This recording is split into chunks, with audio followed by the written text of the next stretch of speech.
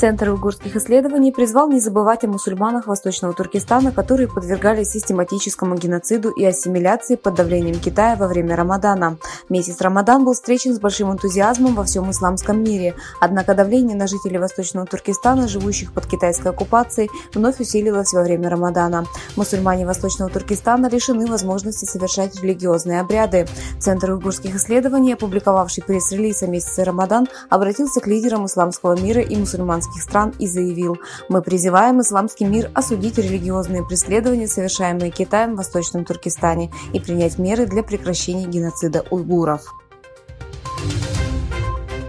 Министр иностранных дел Японии Хаяси Йосимаса согласился со своим китайским коллегой Цинь Ганем содействовать тесному общению между странами на всех уровнях. Согласно сообщению NHK, Хаяши выразил серьезную озабоченность по поводу проблем с правами человека в Гонконге и Уйгурском автономном районе и подтвердил важность мира и стабильности вдоль Тайваньского пролива. Хаяси также протестовал против задержания японских граждан в Китае, в том числе представителей крупной японской фармацевтической компании. Он настоятельно призвал китайское правительство немедленно освободить их.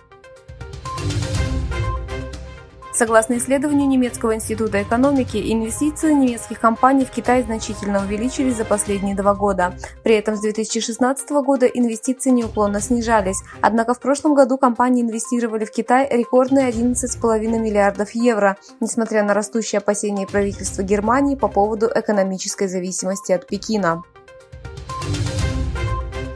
Премьер-министр Китая Ля Цин встретился вчера в Пекине с премьер-министром Малайзии Анваром Ибрагимом, сообщает Китайское национальное радио. Указав, что ожидается укрепление сотрудничества между двумя странами в инновационном, интеллектуальном, цифровом и зеленом направлениях, премьер-министр Ли заявил, что Китай готов продолжить импорт из Малайзии и усилить контакты между образованием, культурой и туризмом. Министр иностранных дел Китая Чай Наган призвал Японию не поддерживать усилия по ограничению технологических возможностей Китая, следуя примеру США в отношении ограничений на производство чипов.